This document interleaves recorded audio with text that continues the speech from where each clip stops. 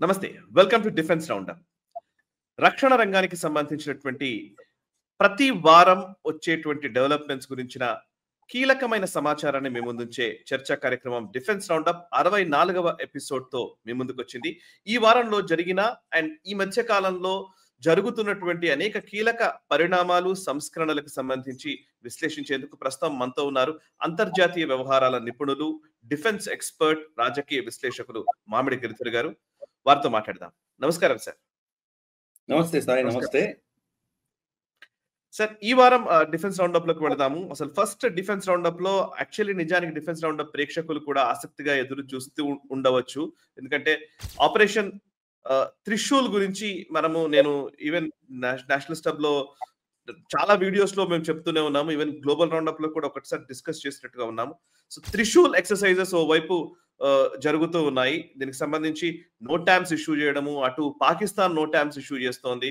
And ఒకవైపు operation Trishul western front లో మనకు జరుగుతూ ఉంటే, పాకిస్తాన్ సరిహద్దుల్లో జరుగుతూ ఉంటే, ఇంకోవైపు అటు నార్త్ ఈస్ట్ లో కూడా స్పెషల్ ఆపరేషన్స్ నిర్వహిస్తున్నాము. పూర్వీ ప్రచండ్ ప్రహార్ ఆపరేషన్స్. సో ఆ ఎక్సర్సైజెస్ అటువైపు నడుస్తున్నాయి, ఇక్కడేమో ఆపరేషన్ త్రిశూల్ నడుస్తోంది. సో దాని గురించి మాట్లాడదాం. ఫస్ట్ త్రిశూల్ ఇంపార్టెన్స్ గురించి ఒకసారి చెప్తారా? అంటే త్రిశూల్ ఆపరేషన్ సింధూర్ జరిగిన తర్వాత అనేక పరిణామాల తర్వాత మళ్ళీ ఒక పూర్తి స్థాయి ఎక్సర్సైజెస్ త్రివిధ దళాలు కలిసి చేస్తూ ఉన్నాయి. ఈ త్రివిధ దళాలు ఏకతాటిపైకి వచ్చి నిర్వహిస్తున్నటువంటి ఈ విన్యాసాల ప్రాధాన్యత ఏంటి? అంటే మనకు 6 నెలలు అయింది. మనకు రమారమి మనకు మేలో జరిగింది. ఇప్పుడు మనం నవంబర్లో ఉన్నాం. మనం ఒక 5-6 నెలల అనుభవం మనకు. అంటే ఆపరేషన్ సింధూర్ తర్వాత త్రివిధ దళాలు కూడా కూర్చొని చర్చించుకున్నాయి. దాంట్లో మనకు ఏమి సాధించాము, ఎక్కడ మనకు వీక్నెసెస్ ఉన్నాయి, ఎక్కడ గ్యాప్స్ ఉన్నాయి, ఎక్కడ మనకు ఇబ్బందులు ఉన్నాయి, ఎటువంటి అంశాలలో మనం ఇంకా కొంత అవగాహన పెంచుకోవాలి, ఈ అంశాలన్నీ కూడా వాళ్ళు చర్చించారు. ఇప్పుడు ఏమవుతుందంటే వాళ్ళ కమాండ్ కంట్రోల్ సెంటర్స్ లో కూర్చొని వాళ్ళు చర్చించింది కింది స్థాయి దాకా వెళ్ళేసరికి అది ఎంతవరకు దాన్ని నిజంగా ఇంప్లిమెంట్ చేయగలరు అనేది పెద్ద ప్రశ్న పుడుతుంది మనకి. ఎందుకంటే ఆఫీసర్స్ ఒకలా అండర్స్టాండ్ చేసుకోవచ్చు, వాళ్ళ కింద ఉన్నటువంటి సైనికులు ఒకలా అండర్స్టాండ్ చేసుకోవచ్చు. కాబట్టి ఇక్కడ ఎక్కడో లోపం ఉందంటే కనుక ఈ యొక్క కోఆర్డినేషన్ దెబ్బతింటే మనకు చాలా ఇబ్బందులు వస్తాయి. అందుకని తరచూ ఇటువంటి యుద్ధ విన్యాసాలు చేస్తూ ఉండాలి. ఇన్ఫాక్ట్ మనకు చాణక్యుడు చెప్పింది ఏంటంటే కనుక, ఏ సమాజమైనా కనుక తరచూ యుద్ధాలు చేయకపోతే ఆ సైన్యానికి యుద్ధ పటిమ పోతుంది, వాళ్ళకి యుద్ధం చేసే అలవాటు ఉండదు వాళ్ళకి. ఇప్పుడు మనం చూసామంటే చిన్న చిన్న ఆపరేషన్ సింధూర్ కావచ్చు, లేదా ఈవెన్ కార్గిల్ యుద్ధం కూడా చిన్నది, ఓన్లీ లోకలైజ్డ్ ఆపరేషన్స్ మాత్రమే. మనకున్నటువంటి పెద్ద సైన్యం ఏదైతే ఉందో, లక్షల సైన్యం ఏదైతే ఉందో వాళ్ళంతా ఇన్వాల్వ్ అవ్వలేదు దాంట్లో. నేవీ ఇన్వాల్వ్ అవ్వలేదు, ఎయిర్ ఫోర్స్ కూడా ఓన్లీ లిమిటెడ్ ఆపరేషన్స్ మాత్రమే చేశాయి. 1971 తర్వాత ఈ రోజు దాకా మనం పెద్ద ఎత్తున యుద్ధమే చేయలేదు మనం. దాంతో ఏమవుతుందంటే ఇన్ఫాక్ట్ మన చీఫ్ ఆఫ్ ఆర్మీ స్టాఫ్ కూడా ఎప్పుడు యుద్ధంలో పార్టిసిపేట్ చేయలేదు. చిన్న చిన్న ఆపరేషన్స్ లోనే పార్టిసిపేట్ చేశారు. కార్గిల్ పెద్ద ఆపరేషన్, దాని తర్వాత ఇంకా అసలు ఏమీ లేవు. కాబట్టి ఈ పరిస్థితులు ఏమవుతుందంటే కనుక పాత స్టాండర్డ్స్ మనం ఏదో బోర్డు రూమ్ లో కూర్చొని కంప్యూటర్ సిమ్యులేషన్లు చేసుకుని ఇవి చేసుకుంటే కనుక మనకు ఉన్నటువంటి అవగాహన వేరే ఉంటుంది. బ్యాటిల్ ఫీల్డ్ యాక్చువల్ గా కిందికి వెళ్ళి చూస్తే కనుక మన అవసరాలు ఏంటో మనకు వేరేగా ఉంటాయి. రాత్రి మనం యుద్ధం చేయడానికి వెళ్ళినప్పుడు కీలకమైనటువంటి మనకు ఎక్విప్మెంట్ లో ఏదైనా తేడాలు రావచ్చు, సరిగ్గా పని చేయకపోవచ్చు, చిన్న టార్చ్ రేట్ లేకపోతే కనుక మనకు చాలా ఇబ్బందులు రావచ్చు. అక్కడ ఇటువంటి చాలా అంశాలు ఉంటాయి. చిన్న చిన్న అంశాలే మనకు ఆపరేషన్ నిజంగా యుద్ధం చేసేటువంటి పరిస్థితికి వెళ్ళినప్పుడు అక్కడ చాలా అంశాలు మనకు కోఆర్డినేషన్ లేకపోతే దెబ్బలు తింటాం మనం. అందుకని తరచూ యుద్ధ విన్యాసాలు చేస్తూనే ఉండాలి. ఇన్ఫాక్ట్ చాణక్యుడు చెప్పిందంటే యుద్ధాలు చేయాలన్నారు. యుద్ధం చేస్తేనే నేర్చుకుంటాం అంటున్నాం. ఫర్ ఇన్స్టెన్స్ మిగతా దేశాలు అమెరికా కావచ్చు, రష్యా కావచ్చు, వీళ్ళు తరచూ యుద్ధం చేస్తున్నారు వాళ్ళు. కాబట్టి యుద్ధాలు చేస్తున్నారు, వాళ్ళ సైన్యం ఎక్కడో వెళ్ళి ఏదో థియేటర్లో పనిచేస్తున్నారు. కాబట్టి వాళ్ళకి ఎమర్జింగ్ టెక్నాలజీస్ అంటారు కదా, కొత్తగా వస్తున్నటువంటి టెక్నాలజీస్ ఏవైతే ఉన్నాయో, ఎలక్ట్రానిక్ వార్ఫేర్స్ కావచ్చు, శాటిలైట్ వార్ఫేర్ కావచ్చు, కమ్యూనికేషన్ వార్ఫేర్ కావచ్చు, లేదా మనకి ఇప్పుడు కొత్తగా వస్తున్నటువంటి డ్రోన్స్ కావచ్చు, వీటికి సంబంధించినటువంటి అవగాహన, దానికి సంబంధించినటువంటి అనుభవం వాళ్లకు ఈ యుద్ధాల వల్ల వస్తున్నది. మన దేశంలో ఈ ఆపరేషన్ సింధూర్ మినహాయిస్తే కనుక మనం ఎప్పుడూ పెద్ద యుద్ధం చేయలేదు. ఇంత పెద్ద సైన్యం పెట్టుకున్నాం, ఇప్పటికి కూడా ఇంకా పాత స్ట్రక్చర్సే ఉన్నాయి మనకి. మహర్ రెజిమెంట్ అని, డోగ్రా రెజిమెంట్ అని, ఎప్పుడో అప్పుడు రాజ్యాల పేరిట ఉన్నటువంటి రెజిమెంట్స్ ఇప్పుడు కూడా నడిపిస్తున్నాం మనం. పంజాబ్ రెజిమెంట్ అని, జాట్ రెజిమెంట్, ఇవన్నీ ఎప్పుడో ఉన్నాయి, అవే కంటిన్యూ అవుతున్నాం. మన అస్సాం రైఫల్స్, మెడ్రాస్ శాపర్స్, దాని పేరు కూడా మార్చలేదు. చెన్నై ఊరి పేరు మారిపోయింది కానీ అప్పుడు కూడా మెడ్రాస్ శాపర్స్ అని పిలుస్తున్నాం మనం. అంటే ఆ ట్రెడిషన్ నుంచి బయటికి పడలేదు మనం. ఇప్పుడు ఉన్నటువంటి ఎమర్జింగ్ యుద్ధాలు మనకు అర్మేనియా అజర్బైజాన్ యుద్ధం కావచ్చు, రష్యా యుక్రెయిన్ సంబంధించిన యుద్ధం కావచ్చు, ఇజ్రాయెల్ హమాస్ జరుగుతున్న యుద్ధం కావచ్చు, హౌతీలు ఏం చేస్తున్నారు, వీటి యొక్క పరిస్థితులు మారుతున్నటువంటి ప్రపంచంలో మనం కూడా మారకపోతే చాలా ఇబ్బందులు వస్తాయి. థియేటర్ కమాండ్స్ పెడదామని చెప్పి మనం జనరల్ బిపిన్ రావత్ గారు దాన్ని ప్రయత్నం చేశారు. అన్ఫార్చునేట్లీ ఆయన చనిపోయారు. కానీ ఆ థియేటర్ కమాండ్స్ రావడానికంటే ముందర థియేటర్ కమాండ్స్ ఈ రోజు మీద సంతకం పెట్టి మీరందరూ వీడికి రిపోర్ట్ చేయండి అని పెడితే కనుక అది అయ్యేటువంటి పని కాదు. దానికి కావాల్సినటువంటి ఎక్సర్సైజెస్ కావాలి, దానికి కావాల్సినటువంటి అవగాహన ఉండాలి, అనుభవం ఉండాలి. అందుకనే ఈ ఆపరేషన్ త్రిశూల్ అనేది ఏదైతే చేస్తున్నామో మనము, ఈ త్రిశూల్ ఎక్సర్సైజ్ ఏవైతే ఉన్నాయో ఇవి త్రివిధ దళాలు కూడా ఒక థియేటర్ లో ఎలా వాళ్ళు మేనేజ్ చేయగలరు అన్నది టెస్ట్ చేస్తున్నాం మనం. దీంట్లో సైన్యం ఇన్వాల్వ్, రమారమి 20,000 మంది సైనికులు ఇన్వాల్వ్ అయి ఉన్నారు దాంట్లో. అలాగే మనం చూస్తే కనుక మనకు ఎయిర్ ఫోర్స్ ఇన్వాల్వ్ అయి ఉంది. ఎయిర్ ఫోర్స్ లో కూడా మన మేజర్ ఫైటర్ అసెట్స్ రఫాయల్ కావచ్చు, మనకు సుఖాయ్ 30 MKI కావచ్చు, లేదా వీటిని సపోర్ట్ చేస్తున్న ఎయిర్ క్రాఫ్ట్స్ అంటే మనకు ఏవాక్స్ లాంటివి కావచ్చు, లేదా మనకు ఎయిర్ రీఫ్యూలర్స్ ఉంటాయి కదా అలాంటివి కావచ్చు, ఇటువంటివి రికగ్నైసెన్స్ కోసం కావాల్సినవి కావచ్చు. అలాగే మనం గత డిఫెన్స్ రౌండప్ లో చర్చించాం మనము మ్యాన్డ్ అన్మాన్డ్ సింక్రనైజేషన్.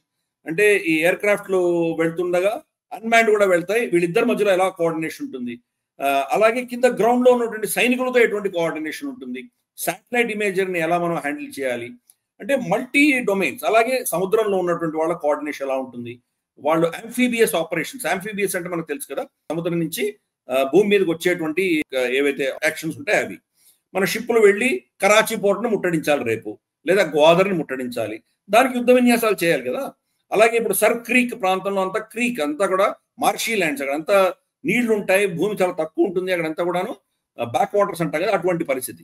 మోకాళ్ళ లోతు నీళ్లు ఉంటాయి, ఆ నీళ్లలో మనం దిగి అక్కడి నుంచి వెళ్ళి మనం సరిహద్దులు కాపాడాల్సిన పరిస్థితి ఉండొచ్చు. సో అందుకనే అన్నిటి కూడా కోఆర్డినేషన్ సైన్యం ఏది చేస్తుంది, ఎయిర్ ఫోర్స్ ఏం చేస్తుంది, నేవీ ఏం చేస్తుంది, ఒకరికొకరు అన్ఫార్చునేట్ గా శత్రువో మిత్రుడో తెలియకుండా కాల్చుకొని ఒకరినొకరిని షూట్ డౌన్ చేసుకుంటారా, ఈ ప్రోటోకాల్స్ అన్ని టెస్ట్ చేసాం. అలాగే లైవ్ ఫైర్ మిసైల్స్ ఫైర్ చేసాం, ఎలక్ట్రానిక్ వార్ఫేర్ సిస్టమ్ మనం ట్రై చేసాం. మల్టీ డొమైన్ భూమి, ఆకాశము, నీరు, స్పేస్, సైబర్, ఎలక్ట్రోమాగ్నెటిక్, ఇలా ఎన్నో విధాలుగా మన 3 త్రివిధ దళాలలో ఉన్నటువంటి కలిసికట్టుగా యుద్ధం చేసేటువంటి పటిమను పెంచుకునే దిశగా ఈ త్రిశూల్ ఎక్సర్సైజ్ అనేది చేశాం. ఇది ఆఫ్ కోర్స్ మనకు పంజాబ్ నుంచి తీసుకొని అరేబియన్ సముద్రం దాకా మనం విస్తరించి ఉంది. ఇది పంజాబ్ లో కొన్ని యుద్ధ విన్యాసాలు జరుగుతున్నాయి, రాజస్థాన్ లో కొన్ని జరుగుతున్నాయి, మనకు గుజరాత్ లో కొన్ని జరుగుతున్నాయి, ఇవన్నీ కూడా పాకిస్తాన్ బార్డర్ లో జరుగుతున్నాయి. సర్ క్రీక్ ఏదైతే మనకు వివాదాస్పదంగా ఉందో, వాళ్ళు పాకిస్తాన్ క్లెయిమ్ చేస్తుందో, అక్కడ ఆల్రెడీ మన రాజ్నాథ్ సింగ్ గారు రక్షా మంత్రి ఆల్రెడీ వార్నింగ్ ఇచ్చారు. మనకు తెలుసు కదా, మీరు కనుక సర్ క్రీక్ లో ఎటువంటి పిచ్చి వేషాలు వేసినా కరాచీకి ఇక్కడి నుంచి కూడా డైరెక్ట్ దారుంది కరాచీకి అని బెదిరించారు. ఆల్రెడీ మీకు భౌగోళికంగా మార్పులు ఉంటాయి, మీ చరిత్ర మారిపోతుంది అని ఆయన ఆల్రెడీ వార్నింగ్ ఇచ్చారు. కాబట్టి ఆ దృష్ట్యా మనం తయారవుతున్నాం. ఆపరేషన్ సింధూర్ ఆపలేదు, ఓన్లీ పాజ్ చేశామని మోదీ గారు చెప్పారు. కాబట్టి మనకు ఆపరేషన్ సింధూర్ భాగంగానే ఇది కూడా జరుగుతోంది అని చెప్పి మనకు త్రివిధ దళ నేతలు కూడా చెప్పారు. అంటే ఇది ఆపరేషన్ సింధూర్లో భాగంగానే చేస్తున్నామని చెప్తారు. అంటే యుద్ధానికి ప్రిపేర్ అవుతున్నాం. గతంలో సరిహద్దు దాటలేదు, మనం సరిహద్దు దాటకుండా ఆపరేషన్స్ చేశాం. ఇప్పుడు సరిహద్దు దాటవలసిన అవసరం రావచ్చు, దానికి కూడా ప్రిపరేషన్ చేస్తున్నాం. అందుకని దాని నోటమ్ ఇష్యూ చేసాం. నోటంలో 2 ఉన్నాయి. ఒకటి మనకు ఎయిర్ క్రాఫ్ట్స్ కానీ మిజైల్స్ కానీ ఫైర్ చేసేటువంటి ప్లేస్ ని, ఆ ఏరియాని సివిలియన్ ఎయిర్ క్రాఫ్ట్స్ ఏవి వెళ్ళకూడదు అని చెప్పి మనం దానికి ఒక నోటీస్ ఇష్యూ చేస్తున్నాం. అసలు నోటం అంటే ఏంటో మనం 4 ఏళ్ల క్రితం చెప్పాం సాయి, మన గ్లోబల్ రౌండప్ లో మాట్లాడుతున్నప్పుడు నోటమ్స్ ఇష్యూ చేసాం, అన్ని దాని గురించి మనం చర్చించాం. సో నోటం అంటే నోటీస్ టు ఎయిర్మెన్ అన్నది దాని పేరు, దాని ఫుల్ ఫామ్ అది. సో మనకు అప్పుడు మన బ్రహ్మోస్ టెస్టింగ్ చేస్తున్నప్పుడు నోటం అంటే ఏంటి మనం ఆల్రెడీ గ్లోబల్ రౌండప్ లో ఎక్స్ప్లెయిన్ చేసాం. కరెక్ట్, ఈ నోటమ్స్ ఇష్యూ చేశారు. అంతేకాదు ఈ నోటమ్స్ సముద్ర మధ్యలో ఇష్యూ చేసాం, అరేబియన్ సీలో చాలా ఏరియాని మనం దాని నోటం అంతా అక్కడ సివిలియన్ ఎయిర్ క్రాఫ్ట్స్ వెళ్ళడానికి వీల్లేదు అని చెప్పి మనం వార్నింగ్ ఇచ్చాం. మనకు దానివల్ల ఏమర్థం అవుతుంది, ఇప్పుడు త్రివిధ దళాలు పార్టిసిపేట్ చేస్తున్నాయి కాబట్టి చాలా క్లియర్ గా అర్థమవుతుంది. ఐఎన్ఎస్ విక్రాంత్ అక్కడ తిరుగుతుంది. ఐఎన్ఎస్ విక్రాంత్ అనేది మనకు తెలుసు, అది ఒక షిప్ మాత్రమే కాదు, దాంతోపాటు ఫ్లాటిల్లా అంటారు దాని ఇంగ్లీష్ లో. అంటే దాంతోపాటు కొన్ని డెస్ట్రాయర్స్, కార్వెట్స్, తర్వాత ఫ్రిగేట్స్, తర్వాత దానికి సపోర్ట్ స్ట్రక్చర్స్, దానికి సంబంధించిన సబ్మరీన్స్, ఒక మొత్తం ఫ్లీట్ వెళ్తుంది. ఒక ఎయిర్ క్రాఫ్ట్ క్యారియర్ ఒకటే ఎప్పుడు వెళ్ళదు, దాని ముందర చాలా ఉంటాయి, ముందర వెనకాల అన్ని దాన్ని ప్రొటెక్ట్ చేసేవాళ్ళు చాలా ఉంటాయి. కాబట్టి ఆ ఫ్లీట్ మొత్తం వెళ్ళింది అక్కడ సముద్రంలోకి. అక్కడి నుంచి లైవ్ ఫైర్ చేస్తున్నాం మనం. కాబట్టి నోటెం ఆ సముద్రం కూడా ఇష్యూ చేసాం మనం. అక్కడి నుంచి బహుశా మన ఎయిర్ క్రాఫ్ట్స్ టేక్ ఆఫ్ అయ్యి ఫార్వర్డ్ ఆపరేషన్స్ చేసి రావచ్చు. మనకు MiG-29K అన్నది మనకు నేవల్ వర్షన్ మన షిప్పుల్లో ఉంది ప్రస్తుతానికి. ఆఫ్ కోర్స్ మన రఫాయల్ నేవల్ వర్షన్ ఆర్డర్ చేశాము, అవి వచ్చేసరికి బహుశా ఇంకా 2-3 సంవత్సరాలు పట్టొచ్చు. ప్రస్తుతానికి మన దగ్గర ఉన్నటువంటి ఎయిర్ క్రాఫ్ట్స్ కానీ హెలికాప్టర్స్ కానీ సముద్రంలో దాన్ని తీసుకెళ్ళి అక్కడి నుంచి ఫైర్ చేయడము ఇవన్నీ చేస్తున్నాం మనం. కాబట్టి అక్కడ కూడా నోటం ఇష్యూ చేసాం. ఇవన్నీ చూసేసరికి పాకిస్తాన్ బెంబేలు ఎత్తిపోయి వాళ్ళ సైడ్ కూడా వాళ్ళు మొత్తం నోటం ఇష్యూ చేసుకుని కూర్చున్నారు. భారతదేశం ఎప్పుడు ఈ నోటము ఈ యుద్ధ విన్యాసాల పేరిట సడన్ గా వాళ్ళు దాటి వచ్చి మనల్ని కొడతారో అన్న భయం వాళ్ళలో చాలా డీప్ గా మనకు కనిపిస్తుంది. వాళ్ళు కూడా నోటం ఇష్యూ చేసి కూర్చున్నారు. అంతేకాదు ఇది జరుగుతుండగా ఇంకా కంక్లూడ్ అవ్వక ముందరే బహుశా ఇది నవంబర్ 13-15 కంప్లీట్ యుద్ధ విన్యాసాలు అయిపోతాయని అంటున్నారు. కానీ ఇది జరుగుతుండగా ఆల్రెడీ మనం ఈశాన్యంలో మనకు అరుణాచల్ ప్రదేశ్ లో పూర్వ ప్రచండ ప్రహారం అక్కడ కూడా మొదలు పెడుతున్నాము. సైమల్టేనియస్ 2 థియేటర్స్ మనం చేస్తున్నాము. అలాగే బే ఆఫ్ బెంగాల్ లో కూడా 2-3 నోటమ్స్ ఇష్యూ చేశాము. ఇండియన్ ఓషన్ లో ఇష్యూ చేశాం. అంటే మన దేశం చుట్టూతన కంప్లీట్ గా ఈస్ట్ వెస్ట్ సౌత్ అన్నిట్లో కూడా మనం యుద్ధ విన్యాసాలు చేయడానికి నోటమ్స్ ఇష్యూ చేశాము. త్రివిధ దళాలు మూడిట్లో కూడా అన్నిట్లో కూడా పార్టిసిపేట్ చేస్తున్నాయి. ఇది చాలా కీలకమైనటువంటి ఒక పరిణామం. ఎప్పుడు ఇంత ఎత్తున మనం చేయలేదు, ఇంత పెద్ద ఎత్తున చేయలేదు. ఇన్ఫాక్ట్ మనం 2 వారాల క్రితం మనం చర్చించాం. మనం తేజస్ ఎయిర్ క్రాఫ్ట్ మాత్రం మనకు మ్యాన్డ్ అన్మ్యాన్డ్ కి సంబంధించినటువంటి యుద్ధ విన్యాసాలు గోవా కోస్ట్ దగ్గర వాళ్ళు చేశారని మనం చెప్పాం. మనం ఇప్పుడు తేజసే కాదు, మొత్తం మన దగ్గర ఉన్న అసెట్స్ అన్ని రఫాయల్ కావచ్చు, మనకు సుకోయ్ కావచ్చు, జగువార్ కావచ్చు, మనకు MiG-29లు కావచ్చు, లేదా మన దగ్గర ఉన్నటువంటి ఇంపోర్ట్ చేసుకున్నటువంటి డ్రోన్స్ కావచ్చు, మనకు ఫర్ ఇన్స్టెన్స్ జనరల్ ఎలక్ట్రిక్ నుంచి మనం రీపర్ డ్రోన్స్ తెచ్చుకున్నాం, దానికి సంబంధించింది కావచ్చు, మన దేశంలో తయారైన డ్రోన్స్ కావచ్చు, తర్వాత స్వామ్ డ్రోన్స్ కొన్ని వందల డ్రోన్స్ ఒకటేసారి వెళ్ళి అటాక్ చేస్తాయి, అటువంటిది కావచ్చు, లేదా మనకు ఇంటెలిజెన్స్ రికగ్నైసెన్స్ సర్వీలెన్స్ అంటారు, IRS అంటారు, అటువంటి పనులు చేసేటువంటివి కావచ్చు. ఇటువంటి నేను చెప్పుడు పోతున్నాను, యుద్ధంలో ఏమేమి ఉంటాయో అవన్నీ మనం టెస్ట్ చేస్తున్నాం. ఈ 2 థియేటర్స్ టెస్ట్ చేస్తున్నాం. అంటే మనకు 2 ఫ్రంట్ వార్ వచ్చినా సిద్ధంగా ఉన్నాము అని చెప్పి మెసేజ్ పంపిస్తున్నాం. ఇది పాకిస్తాన్కి మాత్రమే మెసేజ్ కాదు, చైనాకు కూడా మెసేజ్ ఇస్తున్నాం. మీరు కనుక పాకిస్తాన్ తోటి మాకు ఏమైనా ఘర్షణ జరుగుతుంటే మీరు అక్కడ ఏమైనా దుశ్చర్య చేస్తే దానికి కూడా సిద్ధంగా ఉన్నామని చెప్తున్నాం. కానీ దీంట్లో ఇంకో ఆపరేషనల్ గా కూడా ఇంకొక దీంట్లో తేడా ఉంది. ఎందుకంటే ఇప్పుడు ఆపరేషన్ త్రిశూల్లో మనకు చూస్తే కనుక అంతా ప్లెయిన్సే, పంజాబ్ కావచ్చు, రాజస్థాన్ కావచ్చు, గుజరాత్ కావచ్చు. గుజరాత్ లో కొంచెం మార్షీ ల్యాండ్స్ ఉన్నాయి, కానీ మినహాయిస్తే అన్ని ప్లెయిన్సే అవి. అరుణాచల్ ప్రదేశ్ లో చేస్తున్నటువంటి పూర్వ ప్రచండ ప్రహార్ ఏదైతే ఉందో కొండల మీద చేస్తున్నాం. సో కొండల మీద ఎటువంటి ఎయిర్ క్రాఫ్ట్ విన్యాసాలు చేయాలి, ఎందుకంటే చిన్న తప్పు చేసినా కూడా క్రాష్ అయిపోయిన పరిస్థితి ఉంది, లేదా పైన ఎక్కడో ఆకాశంలో ఎగురితే కానీ కింద లోయల్లో ఉన్నది ఎలా హ్యాండిల్ చేయగలరు వాళ్ళు. కాబట్టి ఆ కొండ లోపల వెళ్ళి వాళ్ళు ఆపరేషన్ చేయగలిగినటువంటిది. అలాగే అక్కడ ఆర్మీకి ఎలా మనం సపోర్ట్ ఇస్తాము, సిగ్నలింగ్ ఎలా ఉంటుంది అక్కడ, ఎందుకంటే సిగ్నల్స్ కొన్ని దగ్గర బ్లాక్ స్పాట్ రావచ్చు, కొండల మధ్యలో సిగ్నల్ మనకు రాకపోవచ్చు, అటువంటి ప్రాంతాల్లో ఎలా మనం చేయాలి. అలాగే మనకు ఈస్ట్ థియేటర్ కావచ్చు, వెస్ట్ థియేటర్ కావచ్చు, రెండింటిలో కూడా IFF అంటారు, ఐడెంటిఫైయింగ్ ఫ్రెండ్ అండ్ ఫో.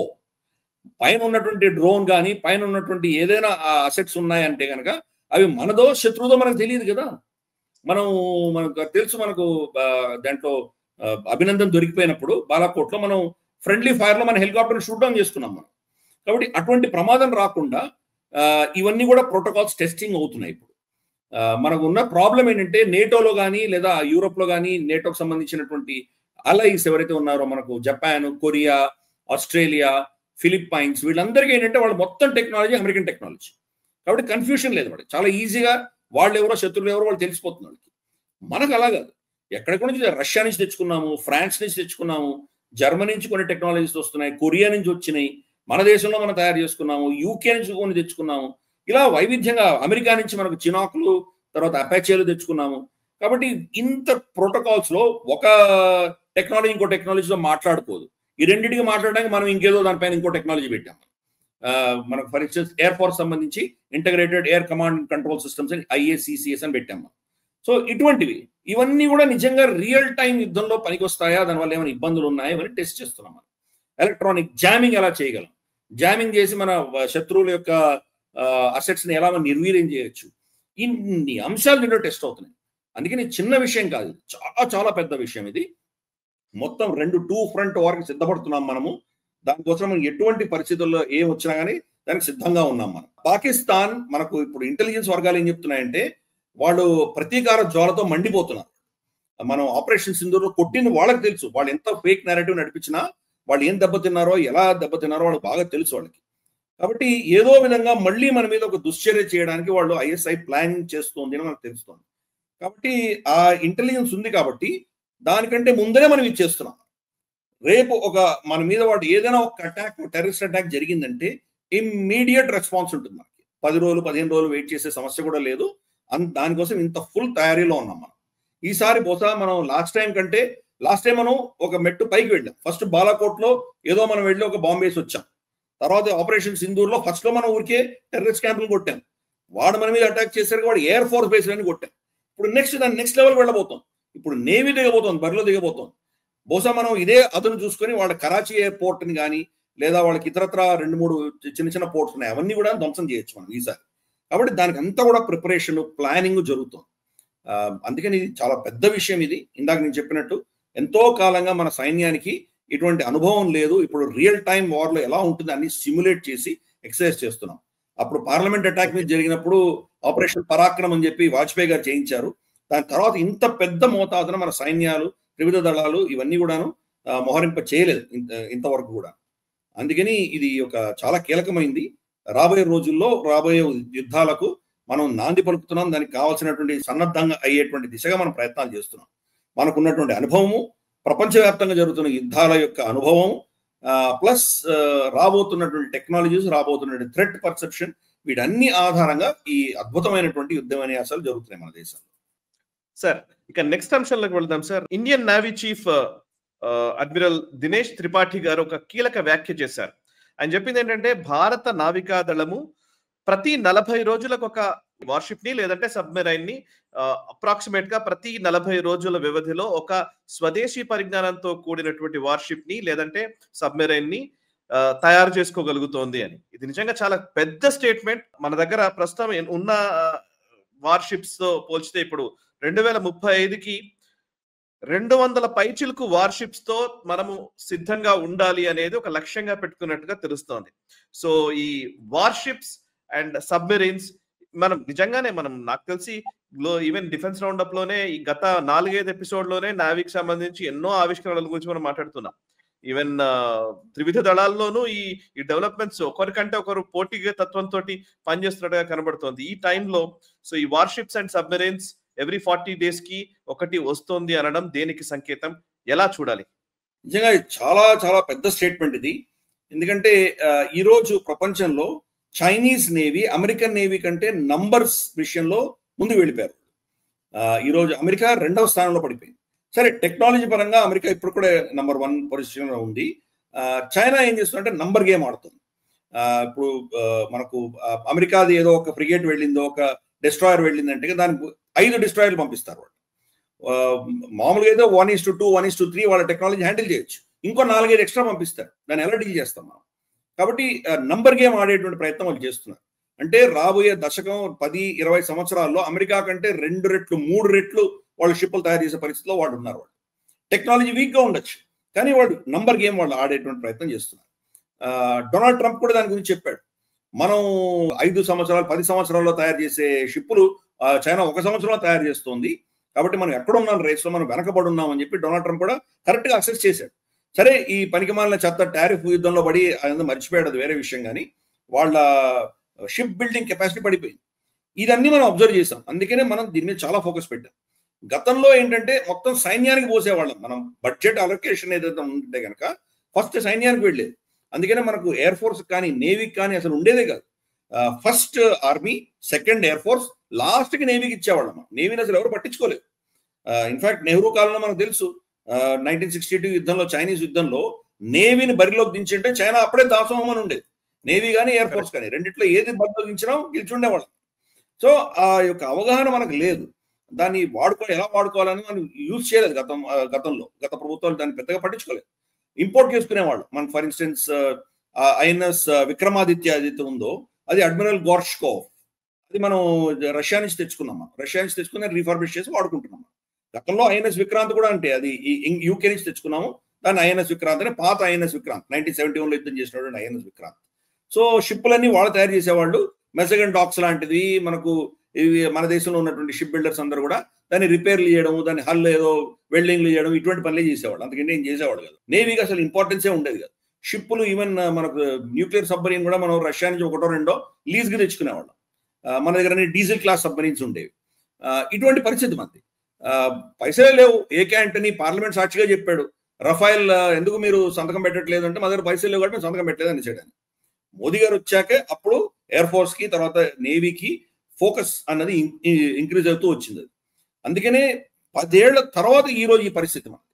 అంటే మనం చూస్తే కనుక 40 రోజుల్లో ఒక షిప్ కానీ ఒక సబ్మరీన్ కానీ బయటకు వస్తుందంటే ఎంత ఫీవరిష్, ఎంత పెద్ద ఎత్తున కన్స్ట్రక్షన్ జరుగుతుందో అర్థం చేసుకోవచ్చు. ఈ రోజు రమారమి 90 నుంచి 95 షిప్పులు మన దేశంలో ఇండిజినస్ గా తయారవుతున్నాయి. షిప్పులు కావచ్చు లేదా సబ్మరీన్లు కావచ్చు, డిఫరెంట్ టైప్స్. దాంట్లో కార్వెట్స్ ఉంటాయి, మన డిస్ట్రాయర్స్ ఉంటాయి, ఫ్రిగేట్స్ ఉంటాయి. ఇవి ఫ్రంట్ ఎండ్ బ్యాటిల్ షిప్స్. వీటిని సమర్థించేవి వేరే ఉంటాయి. వాటికి సప్లై, దానికి డీజిల్ సప్లై చేసే వాళ్ళు ఉండొచ్చు, వాళ్ళకి నీళ్లు, తర్వాత మనకు ఆహారము, మందులు సరఫరా చేసేటువంటి ఉండొచ్చు, లేదా కొన్ని బార్జెస్, కొన్ని ప్రగరెళ్ళి రెస్క్యూ చేసేటువంటి ఉండొచ్చు, లేదా మనకు దాంట్లో డీప్ సీలో ఉన్నటువంటి వాటిని రెస్క్యూ చేయడానికి వెళ్ళినటువంటి ఉండొచ్చు. ఇటువంటి సపోర్ట్ స్ట్రక్చర్స్ ఉంటాయి, సపోర్ట్ షిప్స్ కూడా ఉంటాయి. అవి కూడా కీలకం. ఒక్క షిప్ ఒకటే వెళ్ళిందంటే దాన్ని ఏం చేయలేం. యుద్ధంలో ఎప్పుడు ఎలా ఉంటుందంటే గన్ను పట్టుకొని ముందర వెళ్ళినటువంటి సైనికుడు వెనకాల కనీసం అంటే ఒక 10-15 మంది 20 మంది వెనక సపోర్ట్ స్ట్రక్చర్ లేకపోతే అతను యుద్ధం చేయలేడు. అది వ్యక్తికి వర్తిస్తుంది, ఎయిర్ ఫోర్స్ కి వర్తిస్తుంది, అలాగే షిప్ కూడా వర్తిస్తుంది. ఒక ఫైటర్ జెట్ పైన వెళ్ళి అతను అటాక్ చేస్తున్నాడంటే ఎంతో అతనికి వెనకాల సపోర్ట్ స్ట్రక్చర్ ఉండాలి. దాన్ని నావిగేట్ చేసేవాళ్ళు ఉండాలి, అతనికి ఇంటెలిజెన్స్ ఇచ్చేవాళ్ళు ఉండాలి, అతనికి టార్గెట్స్ ఎక్కడ ఉన్నాయో చూపించేవాళ్ళు ఉండాలి, థ్రెట్ పర్సెప్షన్, అతనికి ఎక్కడి నుంచి ఏం వస్తున్నాయని చెప్పేటువంటి ఎకో సిస్టమ్ ఉండాలి, గ్రౌండ్ లెవెల్ కంట్రోల్స్ ఉండాలి, తనకి ఏమైనా అయితే కనుక రెస్క్యూ చేయడానికి దానికి ఆల్టర్నేట్స్ చెప్పగలిగినటువంటి సిస్టమ్ ఉండాలి, మిడ్ ఎయిర్ రీఫ్యూలర్స్ ఉండాలి, ఏవాక్స్ ఉండాలి. ఇన్ని ఉంటే కానీ ఒక ఫైటర్ పైలట్ వెళ్ళి యుద్ధం చేయలేడు. నేవీలో అదే పరిస్థితి. ఒక షిప్, ఒక కోర్వెట్, ఒక మనకు డిస్ట్రాయర్ ముందరకు వెళ్ళాలంటే దాని వెనకాల ఎంతో స్ట్రక్చర్ ఉంటుంది.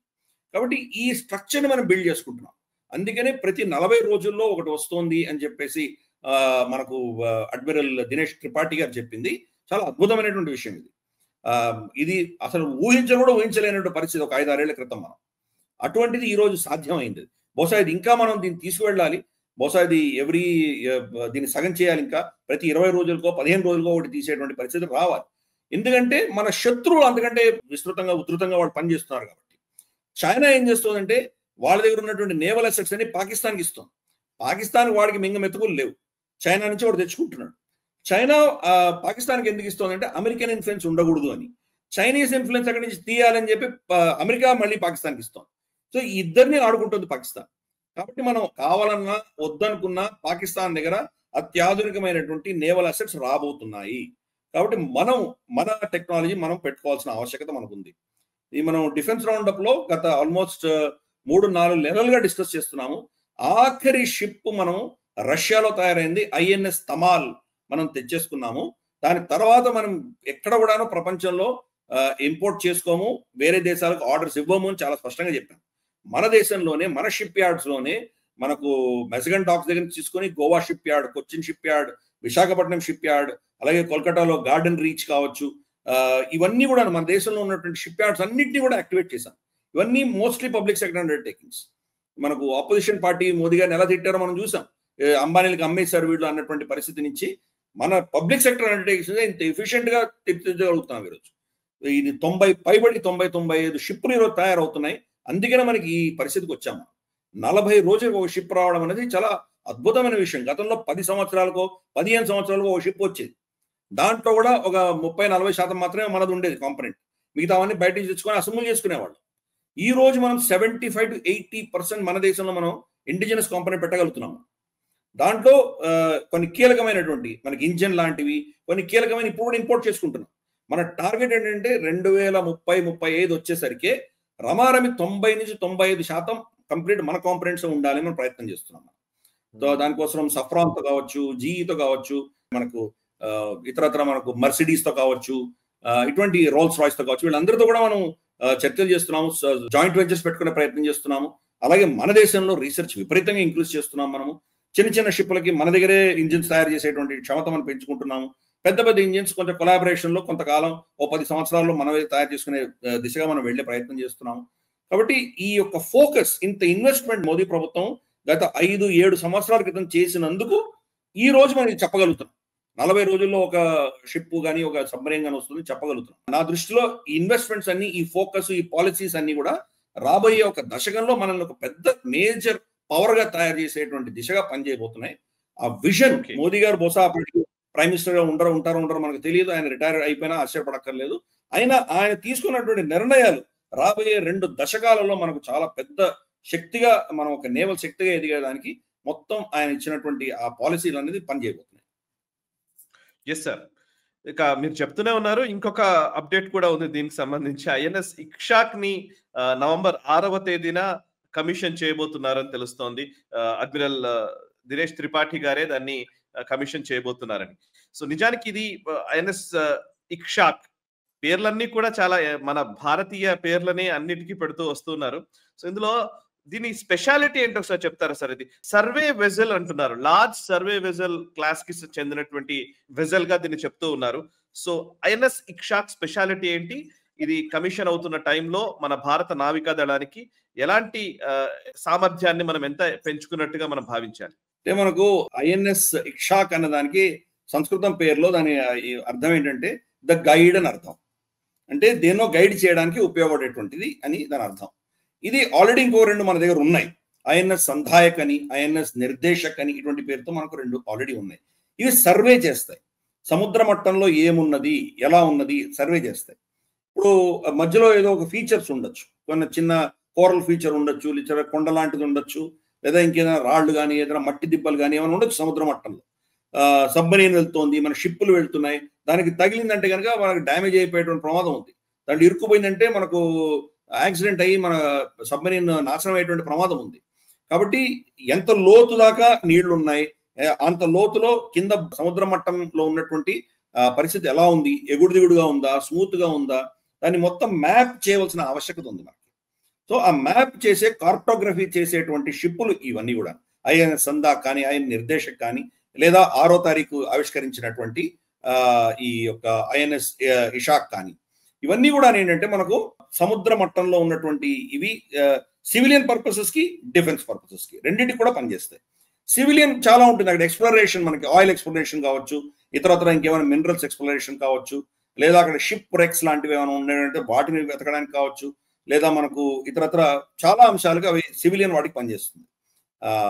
డిఫెన్స్కి వచ్చేసరికి అది మనకు కోస్ట్ గార్డ్కి కానీ, నేవీకి కానీ వాళ్లకు ముందస్తుగానే అక్కడ ఎటువంటి పరిస్థితి ఉందో అని చెప్పేటువంటి పరిస్థితి వాళ్ళు కలిగించగలరు. ఇది గార్డెన్ రీసెర్చ్ షిప్ బిల్డర్స్ అని చెప్పి ఇది Kolkata base. Of course British టైంలో ఇది రిజిస్టర్ అయింది, దాని పేరు అలాగే ఉంది, కానీ ఇది ప్రభుత్వ రంగ సంస్థ. ఇది వాళ్ళు దీన్ని తయారు చేశారు. ఇది 6వ తారీఖున మనం చూసాము, అడ్మిరల్ దినేష్ త్రిపాఠి గారు దీన్ని ఆవిష్కరించారు. ఆవిష్కరించేటప్పుడే ఆ స్పీచ్ లోనే ఆయన ఇందాక మనం చర్చించింది అది వచ్చింది. అక్కడ ప్రతి 40 రోజుల్లో ఒక షిప్ కానీ, ఒక సబ్మరీన్ కానీ ఆవిష్కరిస్తున్నామని ఆయన చెప్పింది. ఆ యొక్క ఇనాగరల్ లోనే ఆయన చెప్పినటువంటి స్పీచ్ అది. కాబట్టి ఇది చాలా అద్భుతమైన విషయం. చైనా ఏం చేస్తుందంటే ఇండియన్ ఓషన్ ప్రాంతంలో మేము సర్వే చేస్తున్నామని చెప్పి వాళ్ళు షిప్పులు పంపిస్తున్నారు. అది డ్యూయల్ పర్పసెస్. అదేం చేస్తుందంటే ఒకటి కింద కార్టోగ్రఫీ చెక్ చేయడానికి వస్తున్నాయి, 2 అవి ఏం చేస్తున్నాయంటే కనుక శాటిలైట్ వాళ్ళకి టెక్నాలజీ తోటి ఆ చుట్టుపక్కల ప్రాంతాల్లో 500 నుంచి 800 కిలోమీటర్ల దూరంలో ఉన్నటువంటి కమ్యూనికేషన్ అంతా వాళ్ళు వినడం మొదలు పెట్టారు. సో అందుకని మనం ఎప్పుడైనా మిజైల్ టెస్ట్ చేస్తున్నామంటే కనుక చైనా వాళ్ళ షిప్ పంపిస్తుంది, సర్వే షిప్ పంపిస్తుంది. సో ఇటువంటిది వాళ్ళ దగ్గర అన్ని షిప్పులు పెట్టుకున్నారు, వాళ్ళంతా ముందుకు రాగలుగుతున్నారు. మన దగ్గర దాని కెపాసిటీ లేదు, ఎవరి మీద ఆధారపడినాం. ఇప్పుడు కనీసం అంటే 3-4 షిప్పులు వచ్చినాయి. రాబోయే రోజుల్లో దీన్ని ఒక 10-12 షిప్పుల దాకా తయారు చేసేటువంటి ఆలోచన నేవీలోను భారత ప్రభుత్వంలో ఉన్నది. కాబట్టి ఇది ఒకసారి మనకు వచ్చినప్పుడు మనకున్నటువంటి థ్రెట్ పర్సెప్షను, మనకున్నటువంటి ఆపరేషనల్ ఏరియా ఏదైతే ఉందో, ఓఆర్ అంటారు, ఆపరేషనల్ ఓఏ అంటారు, ఆపరేషనల్ ఏరియా, మనకు Arabian sea, bay of Bengal, Indian ocean, లేదా మనకు మలక్కా స్ట్రైట్స్, అండమాన్ సీస్, తర్వాత మనకు బబల్ షమ్స్, ఇటు రెడ్ సీ దాకా ఈ ప్రాంతం అంతా సర్వే చేసి పెట్టుకుంటాం. సర్వే చేసుకున్నామంటే మనకి ఎప్పుడు వెళ్ళాలి, ఎక్కడ పైకి వెళ్ళాలి, ఎక్కడ కిందికి వెళ్ళొచ్చు, ఎక్కడ దాచిపెట్టుకోవచ్చు, ఇవన్నీ కూడా మనకు కంప్లీట్ అవగాహన ఉంటుంది. షిప్పులకు కానీ, మన సబ్మరీన్స్ కానీ, లేదా అండర్ వాటర్ మనకు డ్రోన్స్ లాంటివి మనం పంపిస్తాం వాటికి కానీ, వీటన్నిటికి కూడాను ఒక మ్యాపింగ్ చేసుకునేటువంటి ప్రక్రియ మనం కూడా మొదలుపెట్టాం. అందుకని ఇది మన ప్రతిసారి మనం ఒక వార్షిప్ బిల్డింగ్ గురించే దాని గురించే మాట్లాడతాం కానీ ఇటువంటి సపోర్ట్ దీని గురించి మనం మాట్లాడడం. అందుకని ఇది చాలా కీలకమైనది. పైపెచ్చు ఇది ఇంకో దాన్ని కూడా వాడచ్చు. రెండోది ఏంటంటే కానీ మనకు humanitarian assistance and disaster relief, HADR అంటారు. అంటే ఎక్కడో మన సైక్లోన్ వచ్చింది, మత్స్యకారులు అక్కడ సముద్రంలోకి వెళ్ళారు, వాళ్ళ బోట్స్ అన్ని దెబ్బతిన్నాయి, వాళ్ళు అక్కడ సముద్రంలో ఇరుక్కుపోయారు, వాళ్ళని రక్షించి తీసుకురావాలంటే ఈ షిప్ వెళ్ళొచ్చు, INS ఇక్షాక్ వెళ్ళొచ్చు అక్కడికి. అలాగే మనం అక్కడ ఇంకేదైనా సైనికులకు ఏమైనా ప్రమాదం వచ్చింది, షిప్ ఏదైనా డ్యామేజ్ అయింది, దాన్ని మనం రెస్క్యూ చేయాలి, అక్కడి నుంచి తీసుకురావాలి, పైరెట్స్ ఏదో అన్నారు, షిప్ మునిగిపోతుంది, ఇటువంటి చాలా అంశాలు ఉండొచ్చు. అక్కడ కూడా ఇది పనిచేస్తుంది. ఇది ఒక ఫ్లోటింగ్ హాస్పిటల్గా పనిచేస్తుంది. అక్కడికి వెళ్ళి ఇమ్మీడియట్గా ఫస్ట్ ఎయిడ్ చేయడం, వాళ్ళకి ఏమైనా సర్జరీ లాంటివి ఏమైనా ఇమ్మీడియట్గా చేయాల్సింది చేస్తే అవి చేయొచ్చు. ప్లస్ ఈ షిప్ మీద ఒక డెక్ కూడా ఉంది, ఆ డెక్లో హెలికాప్టర్ పెట్టుకోవచ్చు. సో హెలికాప్టర్ పెట్టుకుంటే కనుక బహుశా అక్కడి నుంచి ఎవాక్యుయేట్ చేయాల్సి వస్తుంది. పెద్ద మేజర్ యాక్సిడెంట్ అయినప్పుడు, మేజర్ ప్రాబ్లమ్స్ ఉన్నప్పుడు షిప్ మీద ఫైర్ యాక్సిడెంట్ అవ్వచ్చు. ఫైర్ యాక్సిడెంట్ అయ్యి బాగా కాలిపోయినటువంటి వ్యక్తులని అక్కడ ట్రీట్ చేయలేకపోవచ్చు. హెలికాప్టర్లో వాళ్ళని తీసుకువెళ్ళి బేస్ హాస్పిటల్ తీసుకెళ్ళి అక్కడ ట్రీట్ చేయొచ్చు. సో అందుకని అటువంటి హెలికాప్టర్ పెట్టుకునేటువంటి వ్యవస్థ కూడా దీంట్లో ఉంది. పాత ఏవే షిప్లు ఉన్నాయో మనకు INS సందాయక్ కానీ లేకపోతే ఇటువంటి వాటిని కంపేర్ చేసి చూస్తే దీంట్లో మనకు స్త్రీలకు అంటే విమెన్ ఆఫీసర్స్ కానీ విమెన్ స్టాఫ్ కానీ సపరేట్ క్వార్టర్స్ వాళ్ళ కోసం పెట్టారు. అంటే ఇండియన్ నేవీ చాలా స్పష్టంగా స్త్రీలని మహిళలను నేవీలో చేర్చుకొని వాళ్లకు ఈక్వల్ ఆపర్చునిటీస్ ఇచ్చి వాళ్ళకి కావాల్సినటువంటి ఎకోసిస్టమ్ తయారు చేయడానికి అవసరం అని చెప్పేది దీన్ని కన్స్ట్రక్షన్ అప్పుడే ఫోకస్ చేశారు. మామూలుగా మిగతా షిప్లో అంతా కూడాను స్త్రీలకు సపరేట్గా ఉండదు, వాళ్ళకి ఇచ్చిన రూమ్ ఇచ్చే కొన్ని క్వార్టర్స్ ఇచ్చి ఉండొచ్చు, కానీ స్త్రీలకు కావాల్సిన అవసరాల దృష్ట్యా అది దాన్ని డిజైన్ చేయలేదు అప్పుడు. ఇప్పుడు దీన్ని మాత్రం స్పెసిఫిక్గా స్త్రీలకు కూడా వాళ్ళకి కావాల్సిన వాళ్ళ అవసరాలకు సంబంధించినటువంటి ఇష్యూస్, వాళ్ళ సపరేట్ క్వార్టర్స్ ఇవన్నీ కూడాను దీంట్లో ముందస్తుగానే డిజైనింగ్లోనే చేశారు. రాబోయే డిజైన్స్ అన్నిటి కూడా ఇవి ఉండబోతున్నాయి. అందుకని ఇది మనకు ఫ్యూచరిస్టిక్గా ముందస్తుగా మనకు రాబోయే రోజుల్లో మనకి ఎటువంటి అవసరాలు ఉన్నాయో దాని దృష్ట్యా దీన్ని ప్లాన్ చేసి బిల్డ్ చేశారు. కాబట్టి అద్భుతమైనటువంటి ఆవిష్కరణ మన నేవీకి, DRDO లాంటి వాళ్లకు, మన గార్డెన్ రీచ్ వాళ్లకు, తర్వాత ఇతరత్ర మన సిబ్బంది అందరికి కూడా మనం అభినందనలు తెలుపుతాం. Right sir. ఇక నెక్స్ట్ అప్డేట్ లోకి వెళ్దాం సార్.